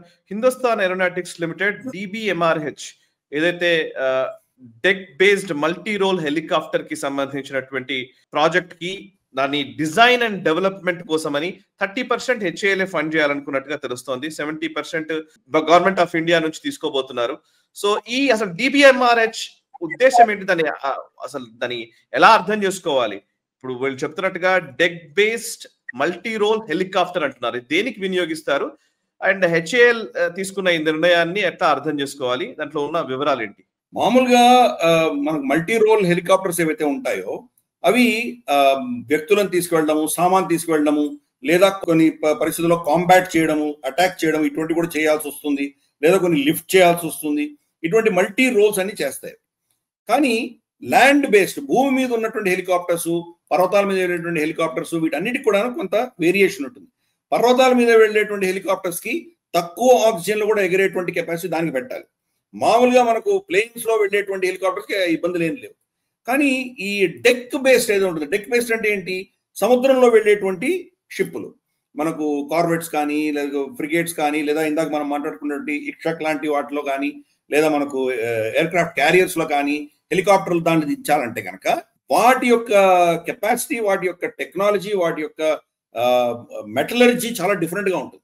ఎందుకంటే అక్కడ ఉప్పు మొత్తం, అక్కడ గాలి అంతా ఉప్పుతో నిండి ఉంటుంది కాబట్టి తొందరగా దాని పార్ట్స్ అన్ని కరౌడ్ అయిపోతాయి. కరౌడ్ అయిపోయిందంటే మామూలుగా ఒక హెలికాప్టర్ ఒక 10 ఏళ్ళలో 15 ఏళ్ళలో పనిచేసేదంటే ఇది 4-5 ఏళ్లలోనే మొత్తం కరౌడ్ అయిపోతుంది. ఎందుకు పనిరాదు మనకి. నిజంగా హెలికాప్టర్ టేక్ ఆఫ్ అయినప్పుడు అది ఆ తుప్పు పట్టినటువంటి దీంతో కొలాప్స్ అయిపోవచ్చు. కాబట్టి దానికి కావాల్సినటువంటి మెటలర్జీ, దానికి కావాల్సినటువంటి పెయిన్స్, దానికి రెసిస్టెన్స్ కెపాసిటీ ఇవన్నీ చాలా డిఫరెంట్ గా ఉంటాయి. రెండు హై విండ్స్ ఉంటాయి. అక్కడ సముద్రంలో వెళ్ళామంటే గాలులు విపరీతంగా వీస్తుంటాయి. ఆ గాలులు తట్టుకోగలిగి ఆకాశంలో ఎగిరేటువంటి కొంత పటిష్టమైనటువంటి ఫ్రేమ్వర్క్స్ ఉండాలి దానికి. అలాగే చాలా ఇటువంటి ఫీచర్స్ ఉంటాయి, సముద్రంలో వెళ్ళేటువంటి ఫీచర్స్ ఉంటాయి. ఒకవేళ క్రాష్ అయిందంటే కనుక సముద్రంలో పడిపోకుండా దానికి ఫ్లోటర్స్ ఇటువంటి పెట్టడం. సో మామూలు హెలికాప్టర్ కి ఈ డెక్ బేస్డ్ హెలికాప్టర్ కి కొంత తేడాలు ఉంటాయి. కాబట్టి అది మనం గతంలో ఇంపోర్ట్ చేసుకునేవాళ్ళం. ప్రస్తుతానికి దాని డిజైన్ మన దేశంలోనే చేయాలని, మన దేశంలో తయారు చేయాలని HAL, of course HAL helicopters మనకు ఏకైక సంస్థ మన దేశంలో. కాబట్టి వాళ్ళు దీన్ని special R&D research and development చేసి డెక్ బేస్డ్ ప్లాట్ఫామ్స్ మీద మల్టీ రోల్ హెలికాప్టర్ తయారు చేద్దామని చెప్పేసి వాళ్ళు ప్రయత్నం చేస్తున్నారు. దాంట్లో cabinet committee on security affairs CCS వాళ్ళు 70% వాళ్ళు ఫండింగ్ ఇస్తే కనుక హెచ్ఏఎల్ వాళ్ళ ఇంటర్నల్ ఫండ్స్ ఏవైతే ఉంటాయి, అంతర్గతమైనటువంటి వాళ్ళ ప్రాఫిట్స్ లో నుంచి వాళ్ళు 30% దీని మీద ఈ R&D మీద ఇన్వెస్ట్ చేయాలని చెప్పి నిర్ణయించుకున్నారు. అంటే మనం ఇంకెవరి మీద ఆధారపడకుండా మన దేశంలోనే ఆ టెక్నాలజీని ముందుకు తీసుకెళ్లే ప్రయత్నం మనం చేస్తున్నాం. డిఫెన్స్ రౌండప్ లో ఆల్మోస్ట్ 6-7 నెలల క్రితం మనం ఒక పాయింట్ డిస్కస్ చేసాం. నేవీకి సంబంధించినటువంటి పెయింట్స్, ఆ పెయింట్ మనం ఇంపోర్ట్ చేసుకునేవాళ్ళం.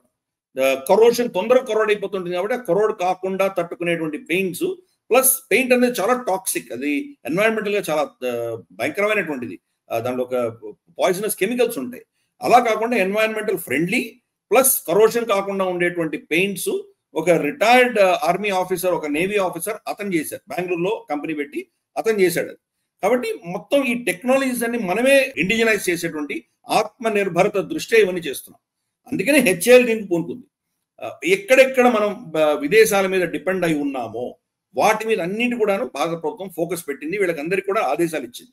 మీరు 2 సంవత్సరాలు, 3 సంవత్సరాలు, 5 సంవత్సరాలు నాకు మ్యాప్ ఇవ్వండి, ఎంత లోపు మీరు ఈ అంశాలన్నీ కూడా మన దేశంలో తయారు చేయగలరో చెప్పండి అని చెప్పి వాళ్ళకందరికీ టార్గెట్లు ఇవ్వడంతో ఇప్పుడు హెచ్ఏఎల్ ముందుకు వచ్చింది. మా దగ్గర మేము 30% ఇన్వెస్ట్ చేస్తాము, మిగతాది 70% మీరు ఇవ్వండి, మేము ఈ డెక్ బేస్డ్ మల్టీ రోల్ హెలికాప్టర్ని మేమే తయారు చేస్తామని వాళ్ళు చెప్పడం అనేది చాలా శుభసూచకము. కాబట్టి మనకు ప్రైవేట్ రంగ సంస్థలు కావచ్చు, పబ్లిక్ రంగ సంస్థలు కావచ్చు, ఇద్దరు కూడా ఆత్మనిర్భరతను పెంచుకొని మనకు విదేశాల మీద ఆధారపడినటువంటి పరిస్థితి నుంచి మనం మన కాళ్ళ మీద నిలబడే దిశగా మనం వెళ్తున్నందుకు మనం హెచ్ఏఎల్ని, భారత ప్రభుత్వాన్ని అందరినీ కూడా అభినందిస్తాం. Yes sir. ఇక నెక్స్ట్ అంశము ఇండియన్ ఎయిర్ ఫోర్స్ కు సంబంధించి చాలా కీలకమైనటువంటి ప్రోగ్రామ్ కాబోతోంది. ఇది advanced medium combat aircraft తయారీకి సంబంధించినటువంటి ఈ ప్రోగ్రామ్ లో ఇప్పటికే L&T, Bharat Electronics limited BEL ఉన్నాయి. ఇప్పుడు డైనమాటిక్ టెక్నాలజీస్ లిమిటెడ్ ని కూడా నవంబర్ 4వ తేదీన వాళ్ళ కన్సార్టియం లోకి జాయిన్ చేసుకున్నట్టుగా తెలుస్తోంది. సో ఈ నిజానికి ఈ సంస్థలు L&T, Bharat Electronics Limited, Dynamatic Technologies Limited, వీటి రోల్ ఏంటి? Advanced medium combat aircraft programme లో వీళ్ళ పాత్ర ఏ విధంగా ఉండబోతోంది? వీళ్ళు ఇండస్ట్రీ ఎక్స్పర్ట్స్ కాబట్టి ఎలాంటి కాంట్రిబ్యూషన్ తోటి మన advanced medium combat aircraft programme successful కాబోతోంది? ఒకసారి డీటెయిల్స్ చెప్తారా? అంటే మనకు భారత ప్రభుత్వము భారతీయ కంపెనీలు మాత్రమే advanced multi combat aircraft కి బిడ్ చేయాలి అని చెప్పారు. సరే, హెచ్ఏఎల్ ఎలాగో బిడ్ చేస్తుంది, కాకుండా కన్సార్టియమ్స్ పెట్టుకోమన్నారు. దాంట్లో 2-3 కన్సార్టియమ్స్ వచ్చినాయి. దాంట్లో మెజారిటీ స్టేక్ హోల్డర్స్ అందరూ భారతీయులే ఉండాలి, విదేశీ కంపెనీలు ఉండడానికి వీలు లేదు అని భారత ప్రభుత్వం దానికి ఒక కండిషన్ పెట్టింది.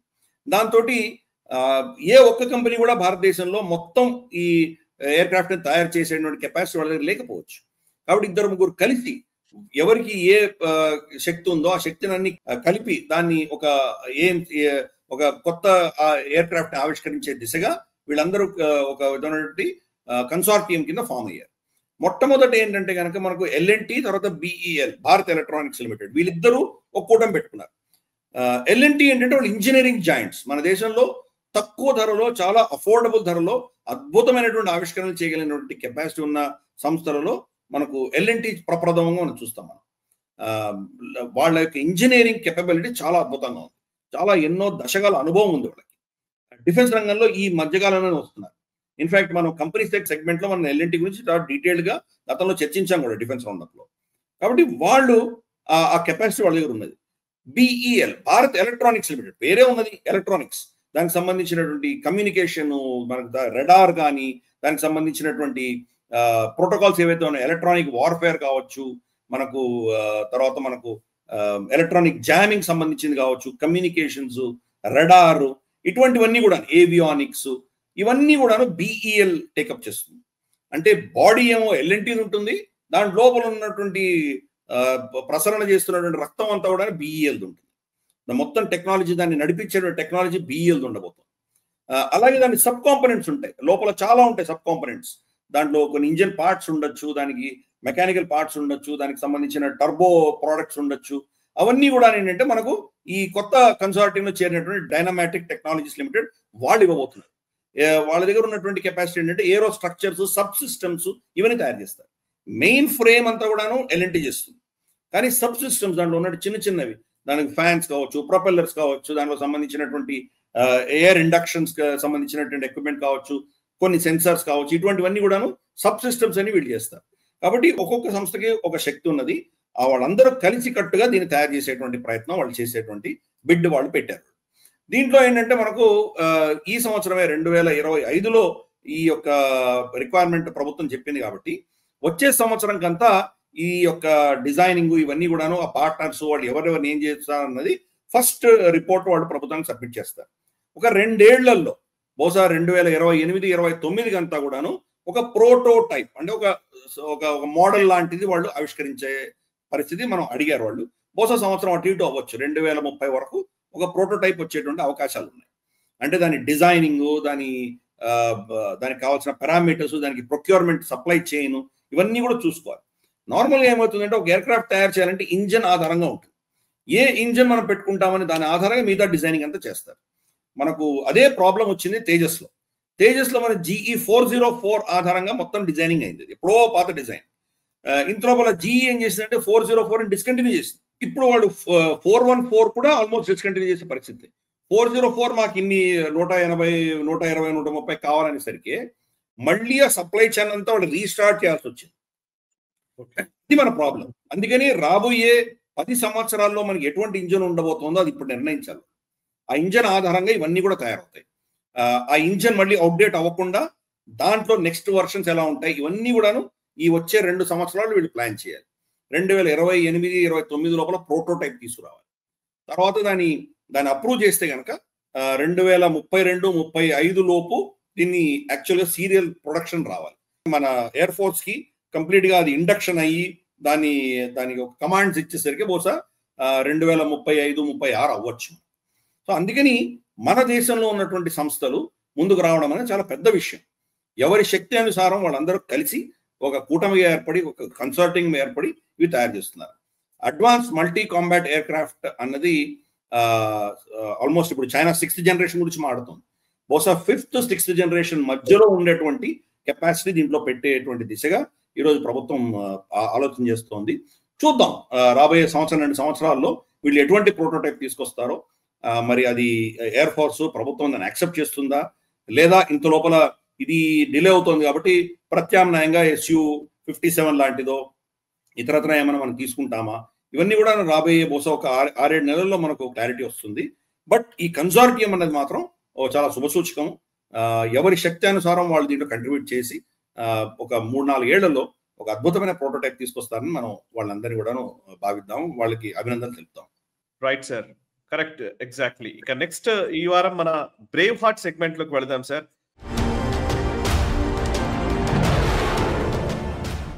మన దేశం కోసం ప్రాణాలను లెక్క చేయకుండా మన సరిహద్దుల్లో పోరాడుతున్నటువంటి అనేక మంది వీర జవాన్లకి అంకితం చేస్తూ డిఫెన్స్ రౌండప్ లో ఈ సెగ్మెంట్ లోకి వెళదాం. బ్రేవ్ హార్ట్ సెగ్మెంట్ లో ఈ వారం మనం తెలుసుకోబోయే వ్యక్తి కల్నల్ మన్ప్రీత్ సింగ్. వారికి కీర్తి చక్ర అండ్ సేవా మెడల్ తో భారత ప్రభుత్వం సత్కరించింది. వారు అనంతనాగ్ జిల్లా, కాశ్మీర్లోని అనంతనాగ్ జిల్లా కోకర్నాగ్ లో వీర మరణం పొందారు కౌంటర్ టెర్రరిస్ట్ ఆపరేషన్స్ లో. ఒకసారి వారి గురించిన డీటెయిల్స్ చెప్తారా సార్? సాయి, నువ్వు నేను కోకర్నాగ్ వెళ్ళాం, నీకు గుర్తుండే ఉంటుంది. ఇన్ఫాక్ట్ నువ్వు నేషనల్ స్టబ్ లో వీడియో కూడా చేసావు. అక్కడ శివుడి మీద వాళ్ళు మూత్ర విసర్జన చేశారని నువ్వు కళ్ళలో నీళ్లు పెట్టుకొని చేసావు కూడా. కోకర్నాగ్ ప్రాంతం అదంతా, ఆ ప్రాంతం కోకర్నాగ్. యాక్చువల్ గా కోకర్నాగ్ లో ఉన్నటువంటి గుర్తుందా ఆ రోజు అక్కడికి వెళ్ళిన రోజే ఒకరింట్లోకి వెళ్ళి మనం వాటర్ అడిగాము, అది తర్వాత తెలిసింది హిజ్బుల్ కమాండర్ ఇల్లని వాళ్ళ డ్రైవర్ చెప్పారు. అక్కడ డ్రైవర్ చెప్తే అప్పుడంతా చాలా అందరూ గుమిగూడుతున్న సందర్భం, మోస్ట్ టెర్రర్ ఎఫెక్టెడ్ ఏరియాలో మనం తిరిగాము అప్పుడు. సో అదే ఏరియా నాకు ఈ విషయం కోకర్నాగ్ చదవగానే నాకు అసలు అదే గుర్తొచ్చింది ఫస్ట్. కరెక్ట్. మనం అక్కడ ఎదురుగా ఒక ఈ చేపలు, స్పెషల్ టైప్ ఆఫ్ చేపలు ఉన్నటువంటి ఫామ్ లో మనం అక్కడ కాసేపు వెయిట్ చేసాం. మనం అక్కడ కొంచెం టీ తాగి వచ్చాం. మనం దాని ఎదురుగా తగలబడిపోయినట్టు ఇల్లు కూడా చూసాం మనం. అక్కడ టెర్రరిస్ట్ ఎన్కౌంటర్ లో తగలబెట్టినట్టు ఇల్లు అప్పుడు ఉండింది అది. సో దానికంటే కొంచెం ముందర వెళ్తే కోకర్నాగ్ మనకు గార్డెన్ వస్తుంది. కోకర్నాగ్ గార్డెన్ లో వచ్చేటువంటి ప్రకృతి సిద్ధంగా వస్తున్నటువంటి నీళ్లు ఏవైతే ఉన్నాయో ఊట, దాన్ని యాక్చువల్గా భృంగి తీర్థ్ అని పిలుస్తారు. అటువంటి అద్భుతమైనటువంటి ప్రాంతం. దాని వెనకాల ఉన్నటువంటి, దాని జస్ట్ పక్కన దగ్గరలో ఉన్నటువంటిది గడోల్ అన్నటువంటి ఒక గ్రామం ఉంది. అక్కడ దాని చుట్టుపక్కల ఉన్నటువంటి దట్టమైన అడవులలో మనకు 13 సెప్టెంబర్ 2023లో జరిగిన ఎన్కౌంటర్ గురించి ఈరోజు మనం చర్చిస్తున్నాం. ఆ ఎన్కౌంటర్ లో బలిదానం ఇచ్చినటువంటి వ్యక్తే మనకు కొల్నల్ మన్ప్రీత్ సింగ్. ఈయన ఆల్రెడీ సర్వీస్ లో ఉన్నప్పుడు ఈయనకు సేవా మెడల్ వచ్చింది ఆ గతంలో, చాలా అద్భుతంగా ఆయన చేసినటువంటి చర్యలకు. బట్ ఆయన మరణోపరాంతం ఆయనకి కీర్తి చక్ర కూడా వచ్చారు. కీర్తి చక్ర అంటే మనకు పీస్ టైం అంటారు, అంటే యుద్ధం లేనటువంటి సమయంలో ఇచ్చేటువంటి 2వ హైయెస్ట్ మిలిటరీ అవార్డ్ కీర్తి చక్ర. అది ఆయనకి మన ప్రభుత్వం ఆయనకు ఇచ్చింది. అది ఆయన ఆఫ్ కోర్స్ 12 సిక్ లైట్ ఇన్ఫెంట్రీలో మొదట ఆయన భర్తీ అయ్యారు 2005లో. కానీ ఆయనని మనకు తెలుసు, ఆర్మీలో ఉన్నటువంటి వాళ్ళని డెప్యూట్ చేస్తుంటారు, రాష్ట్రీయ రైఫిల్స్ గా డెప్యూట్ చేస్తారు. రాష్ట్రీయ రైఫిల్స్ లో పనిచేసే వాళ్ళందరూ కూడా సైనికులే, కానీ దాన్ని మనం సైన్యం అని చెప్పం, దాన్ని సెంట్రల్ పోలీస్ ఫోర్స్ కింద మనం దాన్ని చూపిస్తాం మనం. ఎందుకంటే మనం ఆర్మీయే యుద్ధం చేస్తుందని చెప్పకుండా ఒక పోలీస్ ఫోర్స్ యుద్ధం చేస్తుందని చెప్పడానికి సైకలాజికల్ చేస్తాం. బట్ దాంట్లో ఉన్న వాళ్ళందరూ కూడా సైనికులే ఉంటారు. రాష్ట్రీయ రైఫిల్స్ లో ఆయనను పంపించారు. 19 రాష్ట్రీయ రైఫిల్స్ లో ఆయనని డెప్యూట్ చేశారు. అప్పుడు జరిగినటువంటి ఘటన ఇది. ఈ ప్రాంతం ఏదైతే మనం చెప్పుకుంటున్నామో, గడోల్ గ్రామం దగ్గర ఉన్నటువంటి అడవుల్లో జరిగిన కాల్పులలో ఒక టెర్రరిస్ట్ ఉన్నాడని చెప్పి వెళ్ళేసరికి మనకి ఎప్పుడు కూడా మనం అర్థం చేసుకోవాలి, టెర్రరిస్ట్ కి ఫస్ట్ అడ్వాంటేజ్ ఉంటుంది. ఎందుకంటే వీళ్ళు వస్తున్నప్పుడు అతనికి విజన్ చాలా క్లియర్ గా ఉంటుంది. అతను ఎక్కడున్నాడో మనకి ఇమ్మీడియట్గా తెలియకపోవచ్చు. కాబట్టి ఫస్ట్ అటాక్ ఎప్పుడు కూడాను అతను చేసేది అతనికి అడ్వాంటేజ్ ఉంటుంది. సెకండ్ తర్వాత మనం అతను న్యూట్రలైజ్ చేయొచ్చు కాక, బట్ ఫస్ట్ అటాక్ అతనికే ఉంటుంది. అటువంటి డైరెక్ట్ లైన్ ఆఫ్ ఫైర్ లో ఈయన మన్ప్రీత్ గారు వచ్చేసరికి ఆయనకు అన్ఫార్చునేట్లీ ఆయనకు చాలా బుల్లెట్స్ తగిలినాయి. అయినా కానీ ఆయన లెక్క చేయకుండా ఆయన ముందుకు వెళ్ళి వాళ్ళ సైన్యాన్ని, వాళ్ళ టీం అందరినీ కూడా మోటివేట్ చేసి ముందుకు పంపించారు.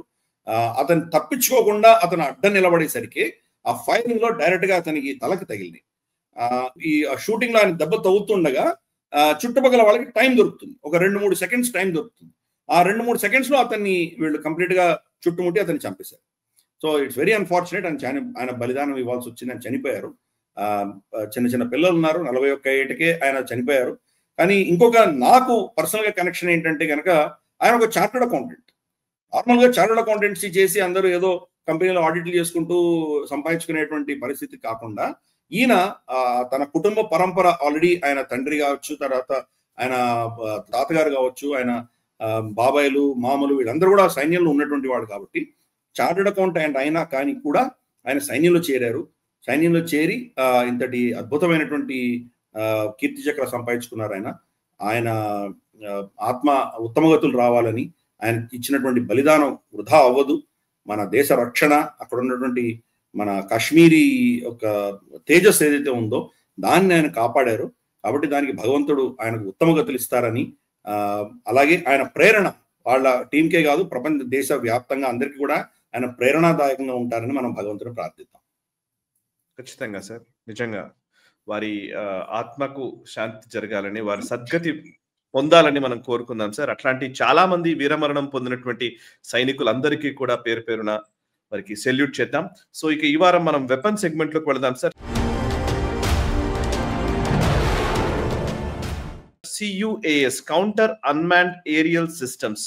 ఈ వెపనరీ, ఈ సిస్టమ్ కి సంబంధించినటువంటి డీటెయిల్స్ ఏంటి, ఇది ఎలా వినియోగిస్తారు, దీనివల్ల కలిగే ప్రయోజనం ఏంటి, మన భారతదేశం వీటి ప్రొడక్షన్ లో ఎక్కడుంది సార్ చెప్తారు? మనకు ఆపరేషన్ సింధూర్ అప్పుడు ఒక స్పెషల్ టెక్నాలజీ మన దేశంలో ఉంది అని చెప్పి మన ప్రజలకు ఎవరికి అప్పుడే ఫస్ట్ టైం తెలుసుకున్నారు. ఆకాష్ తీర్ అన్నటువంటి టెక్నాలజీ మన దగ్గర ఉంది, మనం అప్పుడే తెలుసుకున్నాం. అంటే ఒక ఐరన్ డోమ్ లాంటిది మన దగ్గర ఉన్నటువంటి డిఫరెంట్ కింద ఫీల్డ్ గన్ దగ్గర నుంచి తీసుకొని మనకి S-400 దాకా చాలా రేంజెస్ లో ఉన్నటువంటి ఈ డిఫెన్సివ్ టెక్నాలజీ దాన్ని ఇంటగ్రేట్ చేసాం. దాన్ని integrated air command control systems అని కూడా పేరు పెట్టాం దానికి. అది ఎయిర్ కమాండ్ కి సంబంధించింది. అయితే స్పెషల్ గా ఇప్పుడు కౌంటర్ అన్మాన్డ్ ఏరియల్ సిస్టమ్స్ అనేది ఒకటి ఓన్లీ డ్రోన్స్ కి సంబంధించి ఇంకొక సిస్టమ్ మన దగ్గర ఉన్నది. అంటే ఇది మనకు హెలికాప్టర్స్ కానీ ఎయిర్ క్రాఫ్ట్స్ మీద ఫోకస్ కంటే కూడా అన్మాన్డ్ ఏరియల్ ఆబ్జెక్ట్స్ ఏవైతే వస్తున్నాయో దాని మీద ఫోకస్ పెట్టడానికి కోసం అని చెప్పి ఒక ఇంటిగ్రేటెడ్ సిస్టమ్ పెట్టాం. దీంట్లో మన దగ్గర డిఫరెంట్ టైప్స్ ఆఫ్ డ్రోన్స్ ఉంటాయి. ఫస్ట్ పర్సన్ డ్రోన్స్ అంటారు, లేదా స్వామ్ డ్రోన్స్ అంటారు, లేదా ఇంటెలిజెన్స్, రికగ్నైసెన్స్, సర్వేలెన్స్ ఇవి చేసేటువంటి కొన్ని ఉంటాయి. వాటిల్లో వింగ్డ్ ఉంటాయి, అన్వింగ్డ్ ఉంటాయి, కామకాజీ ఉంటాయి. ఇలా డిఫరెంట్ టైప్స్ ఆఫ్ డ్రోన్స్ ఉంటున్నాయి. ఇవి ఎమర్జింగ్ టెక్నాలజీస్, కొత్తగా వస్తున్న టెక్నాలజీస్. వాటిని ఎలా కౌంటర్ చేయాలి? కౌంటర్ చేయడానికి చాలా మెథడ్స్ ఉంటాయి. సాఫ్ట్ కిల్ అంటారు, హార్డ్ కిల్ అంటారు. సాఫ్ట్ కిల్లో మనకు ఎలక్ట్రానిక్ వార్ఫేర్ చేయొచ్చు. ఎలక్ట్రానిక్ వార్ఫేర్ చేసి దానికి సిగ్నల్ కట్ చేయొచ్చు. సిగ్నల్ కట్ చేసేసరికి అది ఎవరైతే దాన్ని డైరెక్ట్ చేశారో అది ఎక్కడికి వెళ్ళాలో కోఆర్డినేట్స్ పోతాయి, దానికి ఏం చేయాలో తిరిగి పడిపోతుంది. ఇది కొన్నిట్లో సాధ్యమవుతుంది. కొన్నిట్లో హార్డ్ కిల్ చేయాల్సి వస్తుంది. దాన్ని షూట్ డౌన్ చేయాలి. గన్స్తో షూట్ చేస్తారా, లేదా మన దగ్గర యాంటీ ఎయిర్ క్రాఫ్ట్ గన్స్తో షూట్ చేస్తారా, లేదా మిజైల్స్ పెట్టి షూట్ చేస్తారా, పెద్ద పెద్ద బరాయిట్కర్ లాంటివి అయితే మిజైల్తో షూట్ చేయాల్సి వస్తుంది. లేదా మనకు కాన్సన్ట్రేటెడ్ ఎనర్జీ వెపన్స్, దాన్ని మనం లేజర్ వెపన్స్ అని పిలవచ్చు, అటువంటి వాటితో షూట్ డౌన్ చేస్తామా, ఎలా షూట్ డౌన్ చేస్తాము. కొన్నిట్లో నెట్ వేసి పట్టుకోవచ్చు. మనం యాక్చువల్గా డిఫెన్స్ రౌండప్ లో నెట్ వేసి పట్టుకునేటువంటి ఒక ప్రైవేట్ కంపెనీ చేసినటువంటి ఆవిష్కరణ కూడా మనం చర్చించాం. వాడి కోఆర్డినేట్స్ తెలుసుకోవాల్సి వస్తుంది. ఒక్కోసారి మనకు నెట్ వేసి దాన్ని పట్టుకుని వాడు ఎక్కడి నుంచి ఎక్కడికి కోఆర్డినేషన్ ఇచ్చాడు, ఇది ఎవరు సప్లై చేశారు, టర్కీ సప్లై చేసిందా, చైనా సప్లై చేసిందా, దీని యొక్క జిపిఎస్ నావిగేషన్ ఎక్కడి నుంచి ఎక్కడికి వచ్చింది, కమాండ్ కంట్రోల్ స్ట్రక్చర్ ఎక్కడ ఉంది, ఇదన్నీ డీకోడ్ చేయడానికి ఒకసారి పట్టుకోవాల్సి వస్తుంది. షూట్ చేస్తే కనుక ఆ టెక్నాలజీ మనకు ఇన్ఫర్మేషన్ దొరకకపోవచ్చు. కాబట్టి హార్డ్ కిల్లో చాలా ఇటువంటి అంశాలు ఉంటాయి. దాంట్లో ఇందాక నేను చెప్పినట్టు ఇన్ఫ్రారెడ్, ఎలక్ట్రో ఆప్టికల్ కావచ్చు, ఇన్ఫ్రారెడ్ కావచ్చు, ఇటువంటి టెక్నాలజీస్ అన్నిటిని కూడా మనం కౌంటర్ చేసేటువంటి కెపాసిటీని ఒక ఇంటిగ్రేటెడ్, ఒక సమగ్రంగా దాన్ని కౌంటర్ చేసేటువంటి అస్త్రం, దాని అస్త్రం అనడానికి వీలేదు, ఒక టెక్నాలజీ అందాం, అదే counter unmanned aerial systems. So దీంట్లో మనం చూస్తే కనుక మన బిగ్గెస్ట్ ఛాలెంజ్ ఏంటంటే కనుక కంటెస్టెడ్ జోన్స్ అంటారు. ఫర్ ఇన్స్టెన్స్ ఇప్పుడు మనం చూసాం ఆపరేషన్ సింధూర్లో ఏమైంది, పంజాబ్ మీద లాహోర్ నుంచి మనకు అమృత్సర్ మధ్యలో కంటెస్టెడ్ ఎయిర్ స్పేస్. మనం అటు వెళ్ళి ఉండొచ్చు, వాళ్ళు ఇటు వస్తూ ఉండొచ్చు. వీటిలో ఏది శత్రువుది, ఏది మనది అని ఎలా తెలుసుకోవాలి? అందుకనే మనం డిఫెన్స్ రౌండప్ లో ఎన్నోసార్లు దీని గురించి చర్చించాం. IFF అంటారు, ఐడెంటిఫైయింగ్ ఫ్రెండ్ అండ్ ఫో. అంటే ఈ కౌంటర్ అన్మాన్డ్ ఏరియల్ సిస్టమ్స్ ఏదైతే ఉందో అది శత్రువుని మాత్రమే ఐడెంటిఫై చేయాలి. మన డ్రోన్స్ ని కొట్టకూడదు, మన టెక్నాలజీని కొట్టకూడదు, వాళ్ళని మాత్రమే ఐడెంటిఫై చేసి కొట్టగలగాలి. అవి చాలా డిఫరెంట్ రేంజెస్ లో ఉంటాయి. రెడార్కి చిక్కకపోవచ్చు, కొన్ని మిగతా సెన్సర్కి చిక్కచ్చు, కొన్ని శాటిలైట్ లో చూడొచ్చు, కొన్ని శాటిలైట్కి అందకపోవచ్చు, కొన్ని ఏవాక్స్ చూడొచ్చు, ఏవాక్స్ కి దొరకపోవచ్చు. మన దగ్గర ఉన్నటువంటి గ్రౌండ్ రెడార్స్ కొంతవరకు చూడొచ్చు, కొంత చూడలేకపోవచ్చు. కాబట్టి ఎన్నో మల్టిపుల్ సోర్సెస్ నుంచి ఇన్ఫర్మేషన్ తీసుకుని దాని మీద ఎటువంటి అస్త్రం ప్రయోగించాలి. ఒక బైరాట్కర్ డ్రోన్ వస్తుంది అనుకున్నాం, దాని మీద S-400 ప్రయోగించవచ్చా మనం? S-400 చాలా కాస్ట్లీ మిసైల్. అది అటువంటి కాస్ట్లీ మిసైల్ ఒక తక్కువ ఖర్చుతో కూడినటువంటి డ్రోన్ మీద ప్రయోగిస్తే కనుక మనకు నష్టం వస్తుంది, సస్టైన్ చేయలేము. ఇన్ఫాక్ట్ ఇజ్రాయెల్ దానివల్ల సఫర్ అయింది గతంలో. మనం అటువంటి చేయకూడదు. వాడు $1000 డ్రోన్ పంపిస్తే మనం $10, $100 డ్రోన్తో కొట్టగలగాలి. దానికి $1 million S-400 కొడితే కనుక మనకు అది ఫిట్ అవ్వదు, మనం చేయలేము, అది దాన్ని సస్టైన్ చేయలేము దాన్ని. కాబట్టి ఈ నిర్ణయం ఎవరు తీసుకోవాలి? వస్తున్న దాని కెపాసిటీ ఏంటి, దాన్ని షూట్ డౌన్ చేయడానికి ఎటువంటి అస్త్రం వాడాలి, దాన్ని క్యాప్చర్ చేయాలా, దాన్ని షూట్ డౌన్ చేయాలా, దాన్ని ఎలక్ట్రానిక్ వార్ఫేర్ జామింగ్ చేయాలా, దాన్ని లేజర్ బీమ్ కొట్టి చంపాలా, ఈ నిర్ణయం ఎవరు చేయాలి? వ్యక్తిగతంగా చేసే టైం ఉండదు, కొన్ని సెకండ్స్ లో అది యాక్షన్ చేస్తుంది, అది కొట్టేస్తుంది. మనం చూసాం కదా మనకు అజర్బైజాన్ అర్మేనియా మీద ఎటువంటి దాడి చేసిందో. అలాగే ఈరోజు డ్రోన్ వార్ మనకు యుక్రెయిన్ రష్యా మీద ఎలా చేస్తుందో చూస్తున్నాం. క్రెమ్లిన్ దాకా కొట్టగలిగారు వాళ్ళు. అలాగే మనకు చూస్తే కనుక ఎక్కడో సైబీరియాలో వెళ్ళి వాళ్ళ మేజర్ బాంబర్స్ అన్నిటి కూడా షూట్ డౌన్ చేయగలిగారు. కాబట్టి అటువంటిప్పుడు దాన్ని క్యాలిబ్రేట్ చేసి నిర్ణయం తీసుకోవాలి. అది మనిషి నిర్ణయం తీసుకునేటువంటి పరిస్థితి కాదు. కాబట్టి ఒక సిస్టమ్ తయారు చేసుకున్నాం, దాని పేరే కౌంటర్ అన్మాన్డ్ ఏరియల్ సిస్టమ్స్. ఇది మన integrated air command and control system, aircrafts కి, హెలికాప్టర్స్ కి, మిజైల్స్ కి సంబంధించింది. అయితే ఇది డ్రోన్స్ కి సంబంధించింది. అదే డ్రోన్ బేస్డ్, డ్రోన్ ఫోకస్డ్ అస్త్రం కింద మనం భావించవచ్చు. దీన్ని కూడా మళ్ళీ ఇంటిగ్రేట్ చేయబోతున్నాము. ఇవన్నీ ఇంటిగ్రేట్ చేసి సుదర్శన్ చక్రాన్ని రాబోతోంది 10 సంవత్సరాలని మోదీ గారు ఆల్రెడీ అనౌన్స్ చేశారు. కాబట్టి దాంట్లో ఒక సబ్ కాంపనెంట్ గా మనం భావించాలి. ఇది ఒక డ్రోన్ ఫోకస్డ్ అస్త్రం కింద మనం భావించవచ్చు. Yes sir. ఇక నెక్స్ట్ అంశం, ఈ వారం మనం కంపెనీలోకి వెళ్దాం సార్. ఈ వారం మనం డిస్కస్ చేయాలనుకుంటున్న కంపెనీ అవాంటెల్. ఇది విశాఖపట్నంకి సంబంధించినటువంటి కంపెనీ. అబ్బూరి విద్యాసాగర్ గారు 1990లో దీన్ని స్థాపించారు. ఒకసారి ఈ కంపెనీ ప్రొఫైల్ ఏంటి? ఏమేం ప్రొడ్యూస్ చేస్తారు? వీళ్ళ బిజినెస్ ఎలా నడుస్తోంది? నిజానికి ఇప్పుడు ఇంతకు ముందు వాళ్ళ అవసరం ఉందో లేదో తెలియదు కానీ ఇప్పుడైతే వీళ్ళ అవసరం ఉందేమో అనిపిస్తుంది. ఇక్కడ వాళ్ళ రెవెన్యూ ఎస్టిమేట్స్ కానీ వాళ్ళ బడ్జెట్స్ కానీ చూస్తూ ఉంటే కొంచెం పాజిటివ్ గానే కనబడుతున్నాయి. సో ఓవరాల్ గా ఈ అవెంటెల్ లిమిటెడ్ సంస్థకు సంబంధించిన డీటెయిల్స్ ఏంటి? అఫ్ కోర్స్ ఇది సివిలియన్ పర్పసెస్ కి, తర్వాత మన మిలిటరీ పర్పసెస్ రెండింటికి కూడా వీళ్ళ ప్రొడక్ట్స్ ఉన్నాయి. ముఖ్యంగా వీళ్ళు చూస్తే కనుక రెండు సివిల్ పర్పస్ కూడా, ఎందుకంటే మనకు ఇస్రోక్ లాంటివి సంబంధించినవి కావచ్చు, లేదా ఇతరత్ర సివిలియన్ మర్చెంట్ నేవీస్ కావచ్చు, ఇటువంటి వాటికి కూడా వాళ్ళ టెక్నాలజీ ఇస్తారు వాళ్ళు. సాట్ కామ్ అంటే శాటిలైట్ కమ్యూనికేషన్ ఒకటి, సాఫ్ట్వేర్ డిఫైన్డ్ రేడియోస్ ఒకటి, రేడియో సబ్ సిస్టమ్స్, ఇటువంటివి పెడుతున్నారు వాళ్ళు. కమ్యూనికేషన్స్ ఎసెన్షియల్ వీళ్ళు కమ్యూనికేషన్ దీంట్లో ఆ స్పేస్ లో ఆ బిజినెస్ లో ఉన్నారు వీళ్ళు.